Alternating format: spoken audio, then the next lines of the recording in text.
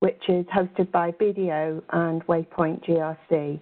Today we're going to be looking at how to get the most out of your whistleblowing program.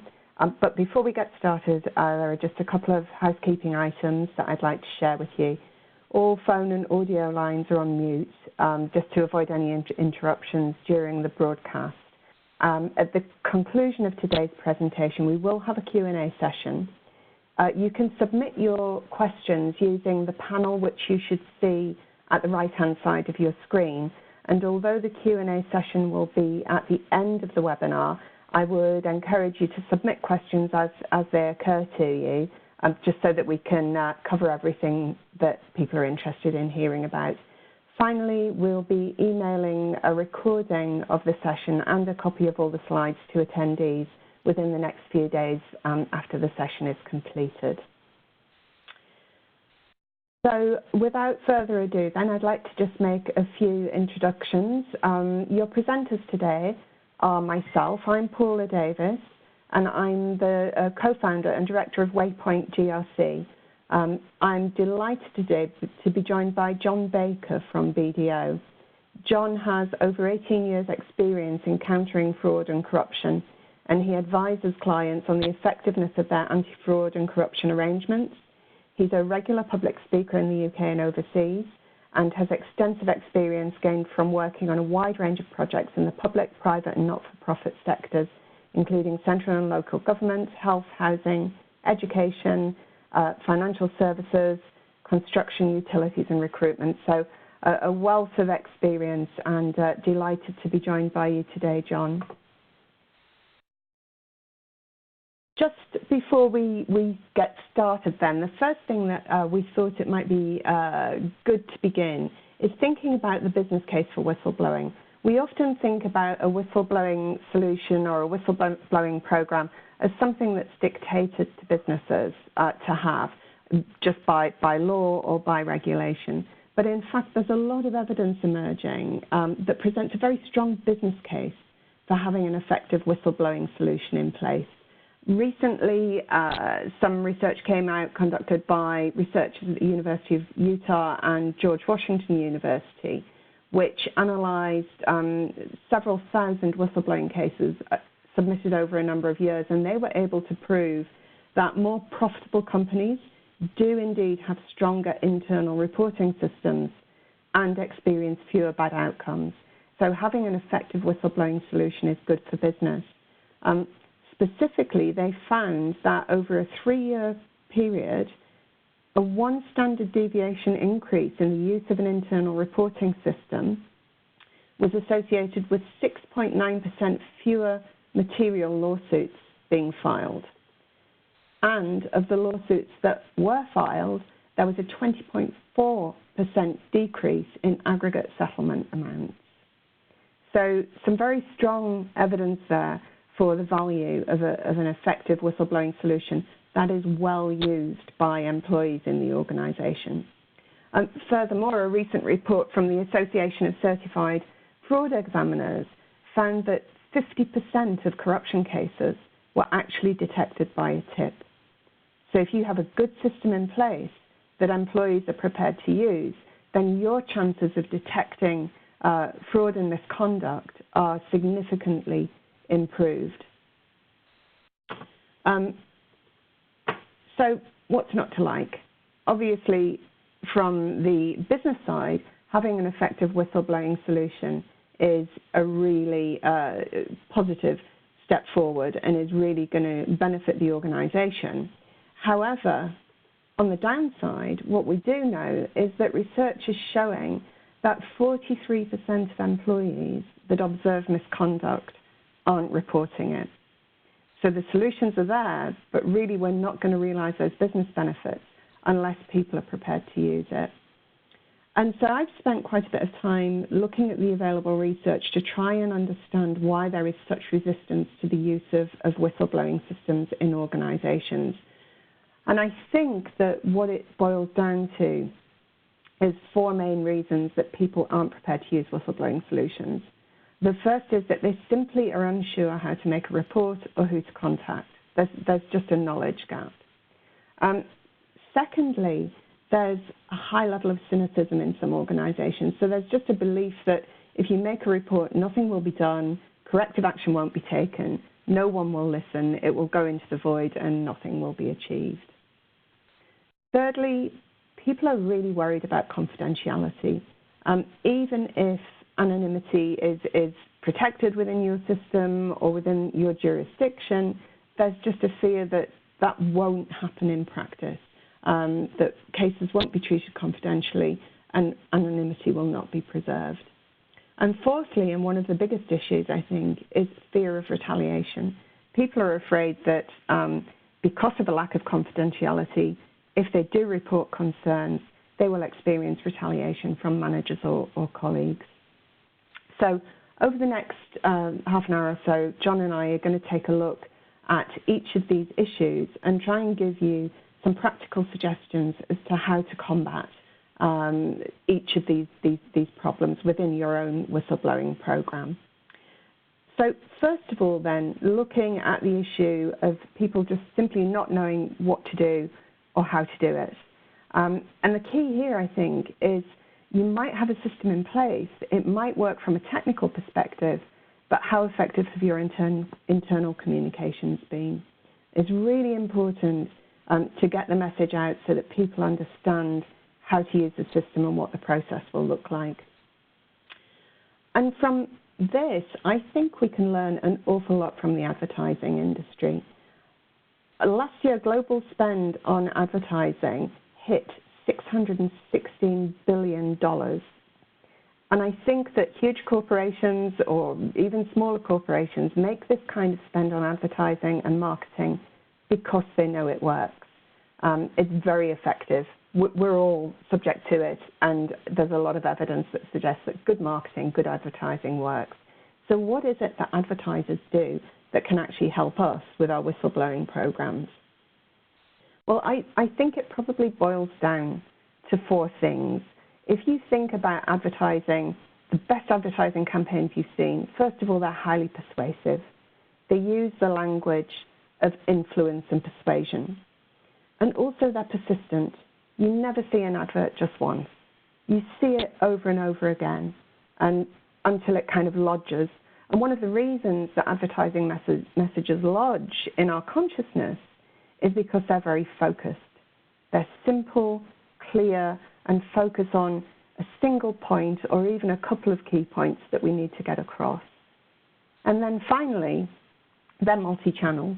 You're going to see adverts on billboards, on the television, on the radio, on the internet, in your Facebook feed.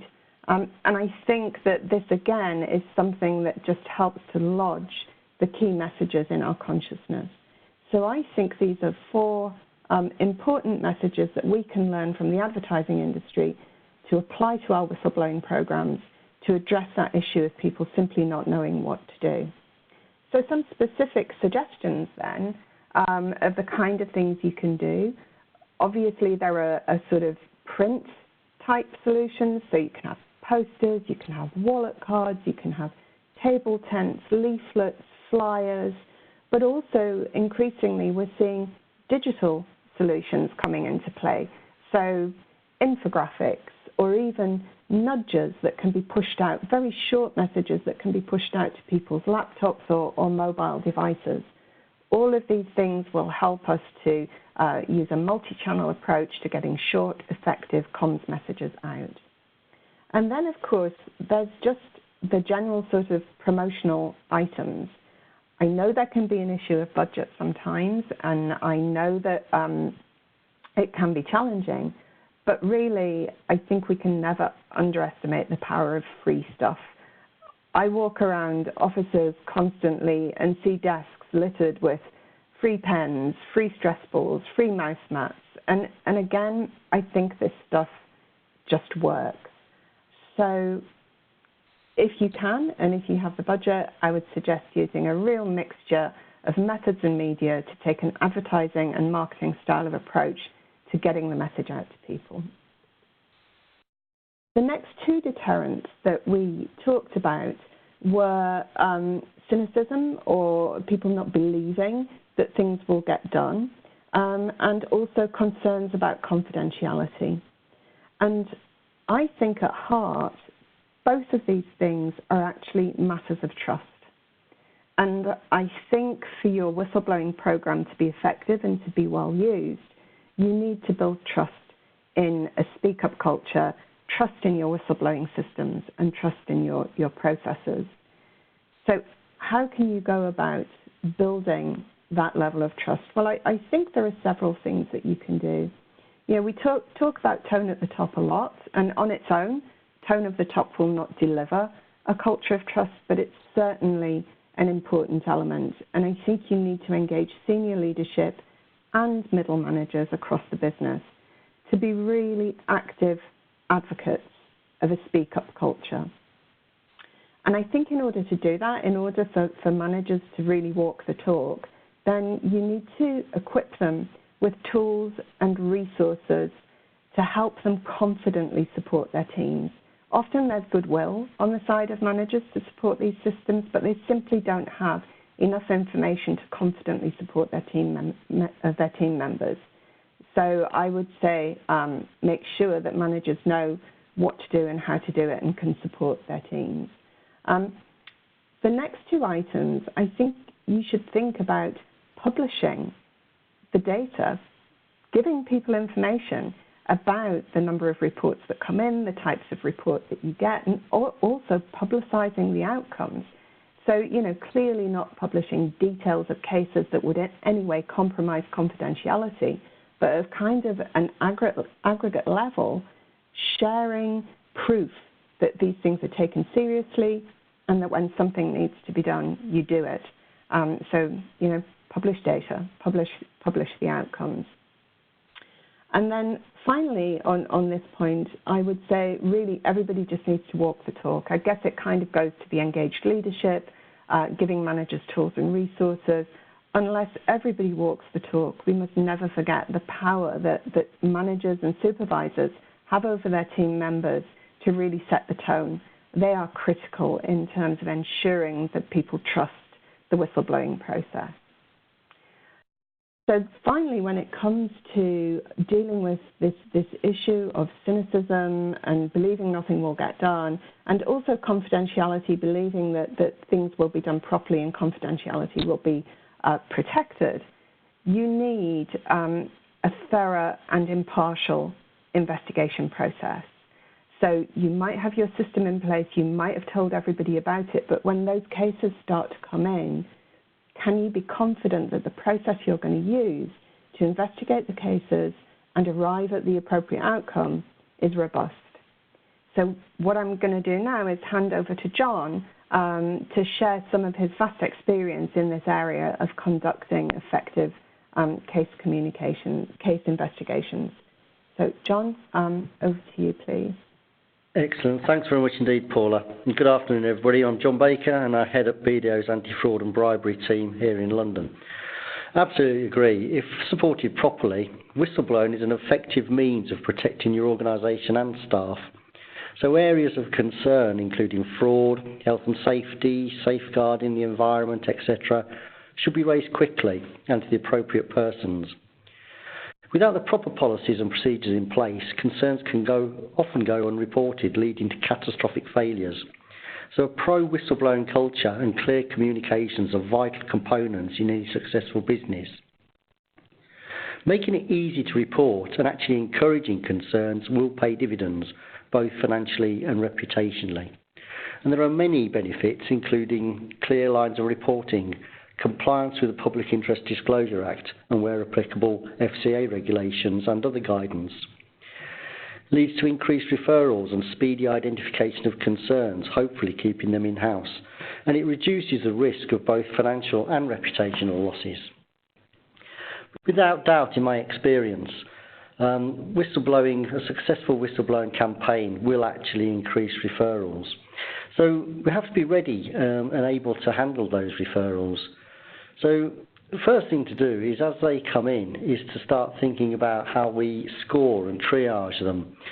You know, if you only have one a week, that's great, but if you're ending up with 10, 15 a day, you're going to have to be able to assess them, understand what are the ones that are going to burn your house down, and indeed be able to respond accordingly. So something as simple as just creating a matrix. You can do this yourself in-house, and creating a matrix of levels of measurement. So perhaps, an Excel spreadsheet. Question 1, was the fraud successful? If it was unsuccessful previously, stop by first line of defence, it scores low. If it was successful, it scores high. You then look at the previous referrals. If there were none, again, scores low. But if there are numerous and proven previously, then obviously they score higher.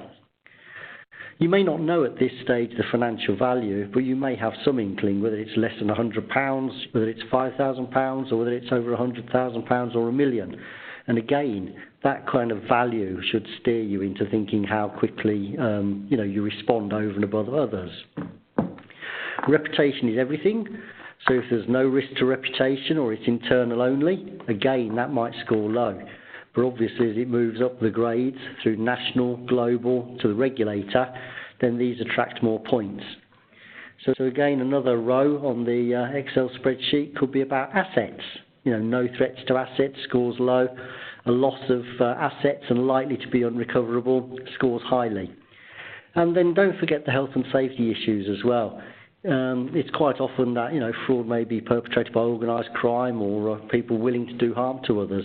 So you have to assess the threat, the physical threat, not only to the whistleblower, to the investigators, to witnesses, but also to potential perpetrators themselves. So I do a lot of work in humanitarian aid in some very fragile environments. And the health and safety and loss of life, limb and liberty can be a factor. So put these all into a spreadsheet, decide what you want to measure, put some kind of measure against it, and then when you add up the scores, if you have got 15 or 20 in a week, it's very easy then to see the ones that you should be focusing on. It also acts as a record going forward of the kinds of referrals you are getting, and then, if 3 or 4 weeks down the line you find out something's blown up, you then have to justify why you didn't do something at the time. You can then refer back to your spreadsheet and say, well, yeah, given the information available to us at this point, we stand by our decision. So do think about scoring and triaging. The next thing is building your fraud response team. And that's, in-house, involve HR, legal, finance, audit, your head of department of the area that's in question. But also build an external team and get those contacts in place early. Professional advisors, lawyers, accountants, investigators, the police, all these kinds of people who you should have readily made contacts with, so that if and when something does go wrong, you don't have to start thinking about who do you pull together. You have this ready-made team. I also advocate something I call the fraud drill. And we're all very well versed in health and safety and fire drills. We've been doing it since we were 4 years old at school. If the fire alarm goes off, we know exactly what to do. We know how to leave the building. We know where to stand. We know all the kinds of things that will keep us safe. I advocate a fraud drill where, once in a while it's quite good to drop a dummy whistleblowing allegation into the mix and see how people respond. Quite often all I see is panic. So if you can actually drill a response into people, that you do it in a paced and methodical manner and you gather the right people around the table, the panic is diminished and you stand a far better chance of making some sensible recoveries.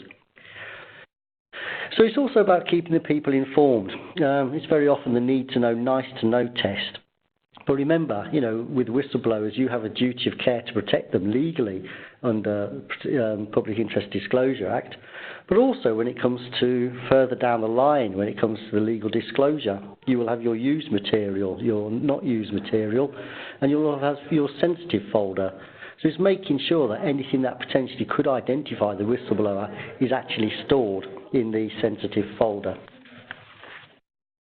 So moving on, we have to think about how we recover the actual evidence and make sure that we keep it admissible. And these days, all too often, I see that the defence does not argue that the client is innocent. Instead, they often rely on being able to discredit the investigation, rendering evidence inadmissible in proceedings. The laws of evidence are complex, and it's essential to get things right. plus there are potential breaches of Human Rights Act, Data Protection Act, etc., GDPR, should you get it wrong. So planning is critical.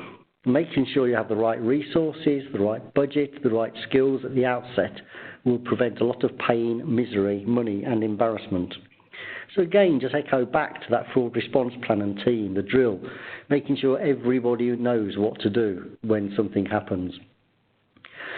So plan and ensure a swift and professional response which identifies perpetrators or proves innocence and ensures that evidence is gathered lawfully, allowing it to be used in criminal and civil proceedings, disciplinary hearings or for regulators, and actually facilitates the recovery of funds or assets. So it's vital, therefore, that you work with trusted advisors and lawyers under their direction and legal privilege. Evidence has to be gathered and stored lawfully.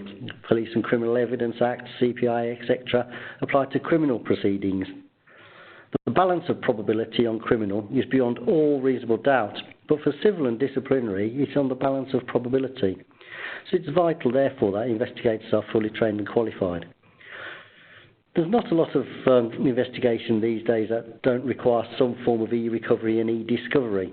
Again, get this wrong and you lose a lot of credibility and evidence, so make sure you've got the right people around you. And then think about the sanctions. You know, there are a range of proportionate sanctions that should be pursued. I said these can be criminal, civil, disciplinary or regulatory, or any combination of. And also consider the use of private prosecutors. Often these are speedier and you actually keep control, but often we see very good results where these have been deployed over and above taking them to law enforcement. So once you've got the evidence, it's understanding what actually happened. And most frauds involve some form of complexity, and it's often difficult to see the wood for the trees.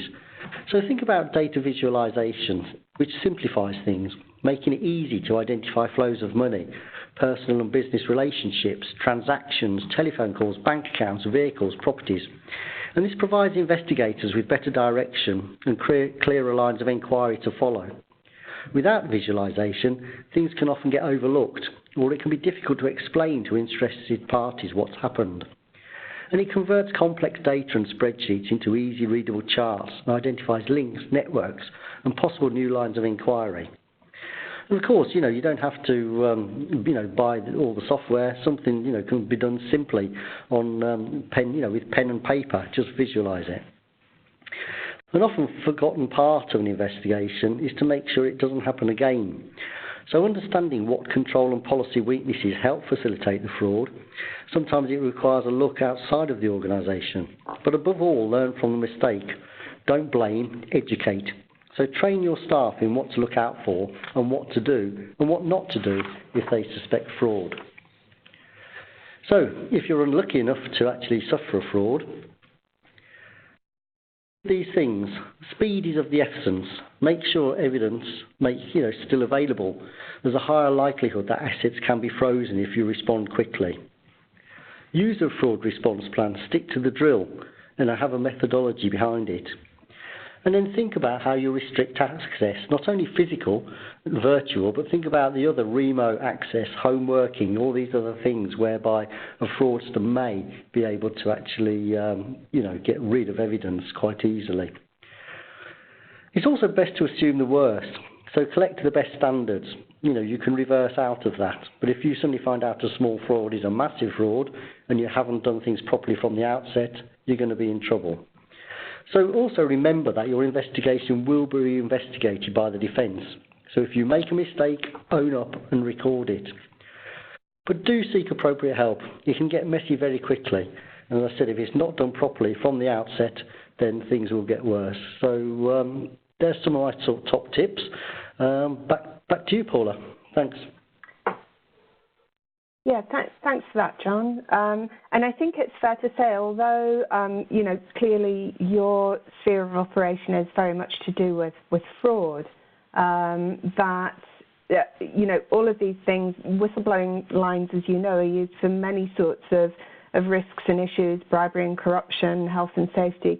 And I guess you would apply the same principles and practices to pretty much any kind of report that might come in from a whistleblowing line. Is that right? Absolutely, and we do see a variety of things come through the whistleblowing hotlines, and indeed the investigation process is very, very similar. But I think also that's part of that scoring and triaging, is that once you get something through the whistleblowing hotline, it's then at that stage you can start to understand, what are we looking at, what are the potential offences, what are the points to prove, and what are the likely courses of inquiry we have to undertake. So be prepared to see, as you say, more than fraud coming across the rail. Yeah, perfect. Thanks, John. Okay, so the final area that we talked about then as one of the biggest barriers to people using whistleblowing solutions is fear of retaliation. And I want to spend the last few minutes of the webinar just looking at that. I mean, sadly, retaliation is a reality. And unfortunately, the evidence would suggest that the rate of retaliation against employees for reporting wrongdoing is actually increasing. So the ECI did some research that suggested the rate of retaliation has doubled since 2013. And in past years, reporting and retaliation have tended to rise and fall together. What's happening now is that actually retaliation is rising at a significantly higher rate than reporting. So it really is quite concerning.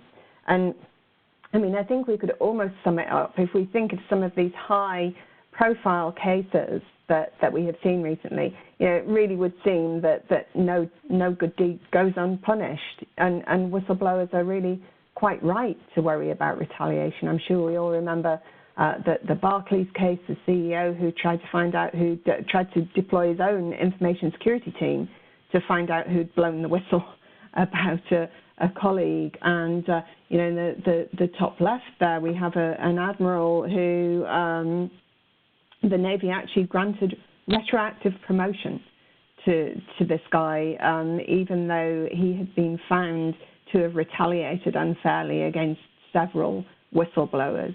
So it is a genuine concern, and it is something that we need to think about. How do we really address this well-founded fear of retaliation that some whistleblowers quite clearly have? Well, there are a few things. First and foremost, do you have a non-retaliation policy? Many organizations have a whistleblowing policy, but are you making clear and unequivocal statements in your policy about zero tolerance for retaliation? And if you have a policy, is it widely communicated? Would an average employee really be able to find it? Again, as with our communications conversation earlier, is the process clear, especially to managers that may get involved in investigations and cases? So simply having a non-retaliation policy is an important first step, but who knows about it? Is it easy to find? Do managers understand their role in supporting it? Similarly with the process, is your process for managing concerns that are reported, for managing cases and investigations really well understood? Could an average employee feel confident that they would know what would happen if they raised a concern? And again, are managers and supervisors equipped to play an appropriate supportive role in that process? So these are all things that are important, and where your internal communications plan can be incredibly effective in getting the message out and building that sense of zero tolerance for retaliation. But ultimately, I think that really, as with so many other things, you have to address the organizational culture. Is your organizational culture one where people actually believe that retaliation is wrong and there is zero tolerance, or is there a disconnect between what we might say in our policy and process and what actually happens in practice? If you have a culture of obedience, if you have a culture where senior leadership is seen to be unassailable in terms of directing the behavior of others, if there is a culture where we have codes of silence, almost honor codes of not snitching, not telling, this is going to completely undermine any policy or any processes that you might have in place. And really all I can say there is, to quote, and I use this quote so often because I think it resonates with so much of what we do in our world of compliance and ethics, and it's typically credited to Peter Drucker. It's this idea that what your organizational culture will undermine virtually anything else that you do, in whether it's strategy, whether it's policy, whether it's procedure, whether it's compliance and ethics. You have to get the organizational culture right. And really a culture of speak up has to be more than just a label that we apply. It has to be something that we live throughout our organizations. So that was a very quick run through what we see as the four major barriers to having an effective whistleblowing program. They are, do people know and understand what to do and how to do it? Are they cynical about the system? Will they be believed? Will they think anything will be done? Do they have confidence that their concerns will remain confidential or anonymous? And also, finally, do you have the right culture in place? Do you have the right means to address any fear of retaliation, which is one of the biggest concerns that most people have? So having said that, we are now going to open up to questions. Please do use the question and answer panel on the right-hand side of your screen to ask either myself or John any questions that you might have. And I'll just give it 30 seconds or so for people to put any questions in, and then we'll start to have a look at them.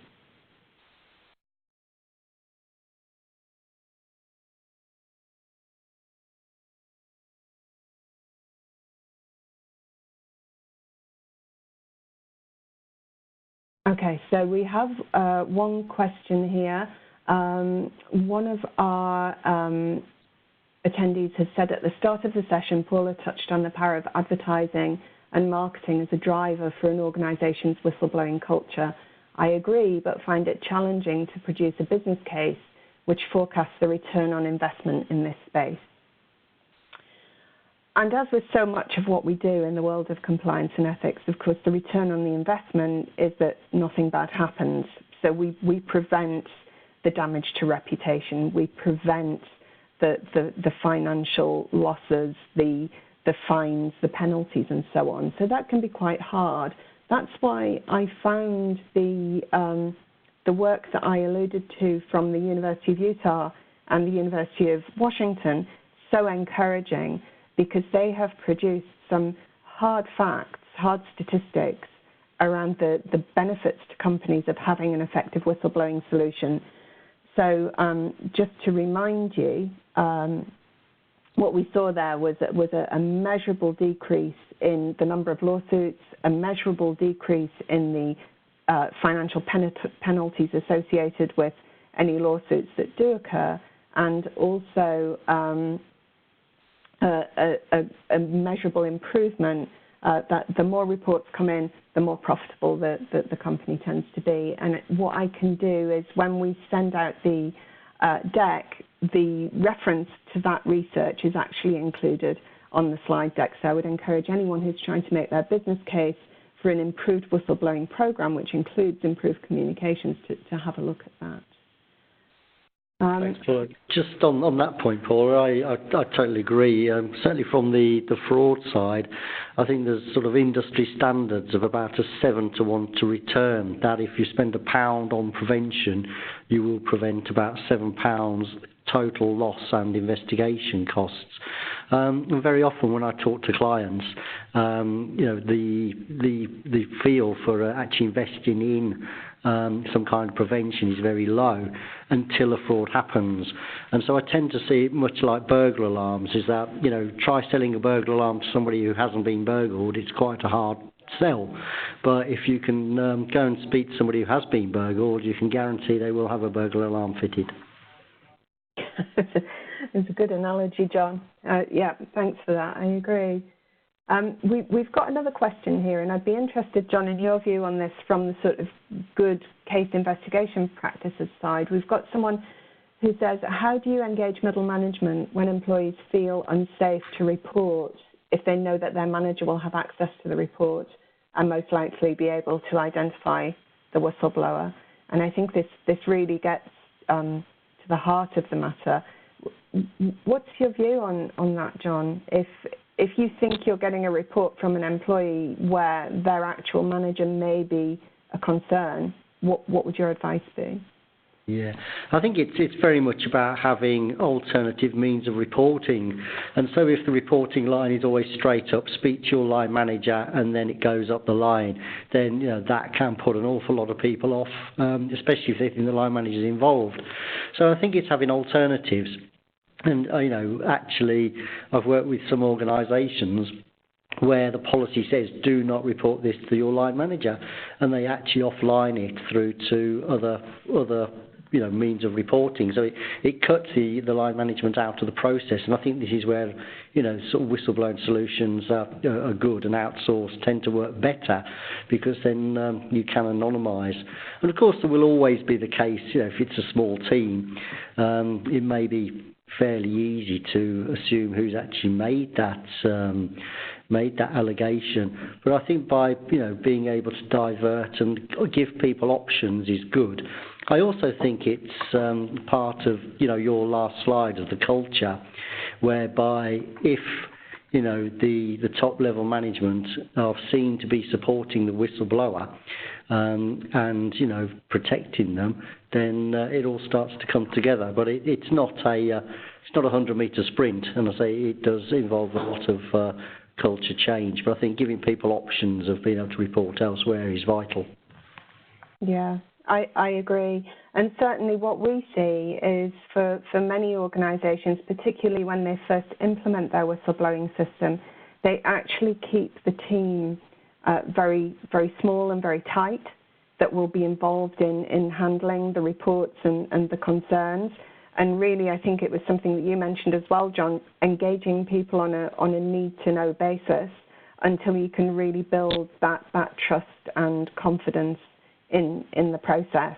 And then I guess the only other thing I would say is you really need both your compliance team and your senior leadership team to do that work of engaging middle management and letting them know that this is what the policy is, and we have zero tolerance of retaliation, and this is how the system is going to work, and that they have to get on board.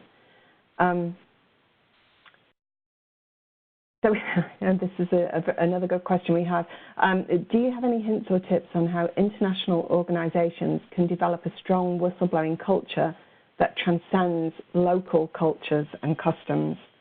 And I think what you might be referring to here is certainly in some cultures there is a very strong sense of hierarchy and of obedience to superiors, and that it can be seen as very wrong to step outside of that and to report using other channels. In other cultures, there's just a sense of, the fact that actually making a report about the behaviour of others is just somehow wrong. And I know we often allude to, cultures where there's perhaps been regimes where collaborators have been really reviled, and there's this sense. So I think it is very sensitive and a very difficult issue to challenge, and I think it's about pitting your organisational culture against the local culture and explaining to people that, as an international organisation, these are the norms that the whole organisation works to, and that it's a global set of norms for the organisation. And again, that leadership and engaging middle managers and senior leaders in those locations to get on board and speak up in favour of a speak-up culture. I don't know if there's anything you would add to that, John, about some of these cultural challenges. Yeah, I mean, I've worked in a lot of jurisdictions. I worked in Korea, where the hierarchy is very very strict. Last week I was in Egypt, and we were dealing with a case there, but it's very interesting, as you say, and I think it's about making it available as well. So things like putting it into a local language and making it not feel too remote.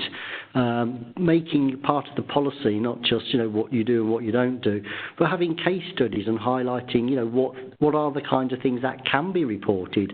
And it might be without that kind of guidance, people see things as too trivial or too petty. But when they start to read of the kind of case studies of the things that should be reported, it can lead to a greater confidence. But ultimately, it does come down to that building the trust, whereby people feel confident that they can raise that and that they're not actually they're not punished for it. But I think a lot of it is context, language, case studies, and simply, it's funny, last week I was talking to a lot of people, interviewing a lot of people in discussions about bribery, and I could start to see a lot of blank faces, and so I just simply introduced the term baksheesh, and the conversation just turned round. They totally understood what I was talking about. So again, just thinking about contextualising, what are the phrases, what are the things that make it more easily understood in that language and context. So again, being prepared to meet people halfway and be able to speak more their language, both in the language but also culturally. Yeah, that's a really good suggestion, actually. And I guess if you can engage local management as well to work with you in those sort of situations, it's all for the good, really. They're going to see, people will see their local management as well as someone from the centre of the organisation, as it were, supporting those messages. We have another question. Oh, sorry. No, go for it. Yep, another question. No, there's another question, and I don't know if you know, John, I don't, but are there any stats around the time of year when fraud peaks? I ask as knowing this may help to raise the profile and approach taken to whistleblowing. Yeah, I mean, it's an all year round event, without a doubt. Now it's quite scary. 47% of all criminal offences in the UK are now fraud. So it will be happening all year round. But the 2 points where we see most are the summer holidays and Christmas. And this tends to be because people are off on holiday. So you start to see a break in things like the segregation of duties. You may have skeleton staff, you may have temporary staff in who really don't understand the processes or don't care about the processes because they're not going to be there in 2 weeks' time. So it's actually looking for points in your organisation where you're going to be busy. Could be end of year reporting, but the fraudsters also know when you're going to be busy. So they will wait out until they know you're actually, racked and running round, and then that's when they start to hit. So, look at things like annual holidays, but also look at your own organisation as to when you're busy. Your Friday afternoons are a classic time for frauds to happen because people, they want to go home for the weekend, so things get rushed, controls get circumnavigated. So it's just being aware of those pinch points. Yeah, really good suggestions. And I guess that if you know those times, the summer holidays, the Christmas period, end of year, that would be the time, I guess, to push out these communications and just keep this front of mind for people, keep reminding them that it's a risky time, keep reminding them what to do if they see anything suspicious, and encouraging them to report their concerns. Great. We have another question here. I liked John's suggestion of testing our reporting process. Do you have any suggestions on how to do this, and how, for example, to test the effectiveness of our whistleblowing hotlines? I mean, the way I've done it historically is... Yeah. The way I've done it historically with clients is with their agreement, and get a few people close, the CEO, perhaps head of internal audit or something like that, and then actually, send an email or drop an anonymous handwritten letter, literally just coming up with some allegation and then just sitting back and seeing how it's responded to. I've seen things, filed with no action. Just this is probably anonymous. We don't care about it. If they're not going to tell us who they are, we won't respond. I've seen almighty panic, where people have all gone in a room and for about 2 days they've spent all the time trying to report it to the police. But yeah, I think there's nothing more like, it's all been like the IT equivalent of a penetration test, is just drop an allegation and just see what happens. And then once you've got that, is then building a plan around, a better response in the future. And I say having this fraud response team of the go-to people that when an allegation is received, just making sure you've got the right people in the room who can, assess the likely damage and make those kinds of decisions. Yeah. I think it's a really good suggestion, John. You would actually, know that you can respond properly before you're in the midst of a crisis. And I think related to that, the questioner asks about testing the effectiveness of whistleblowing hotlines. I think that's an important addition, especially if you're relying on a telephone-based hotline solution, then I would strongly encourage you to have native speakers of the various languages in the countries where that hotline is rolled out actually test the lines and make sure that they work and make sure that they can get through and have a satisfactory engagement with the whistleblowing solution provider, because often that's not the case. I heard a really interesting statistic a few months ago, which was that that most whistleblowers who go public, that go to the press or go to some other external body, have usually tried to raise their concern internally 3 times. So, most people want to tell someone within their organization, and it's only when that system fails them that they end up going outside, and that's usually when the whole thing blows wide open. I agree, and I think with whistleblowing, you want to be able to get it in one hit, and that I think for a lot of people it takes a lot of courage to be able to make that call, and then if they receive as you say, an out of office or please leave a message, then you're losing it. It then does go external, and then you are losing control of the situation. So, I agree. I think if you can be prepared to be ready to accept that call and leave the person feeling satisfied that it will be dealt with confidentially and professionally.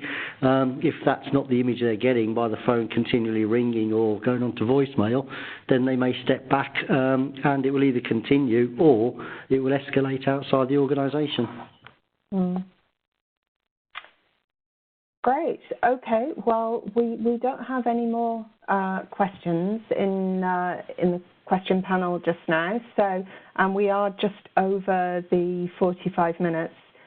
So from John and I'd like to say thank you very much for participating. Thank you for your engagement through the questions and answers. Our contact details are on the slide deck, which will be coming out to you, along with a recording of this webinar. So we hope you found it helpful, and thanks again for attending.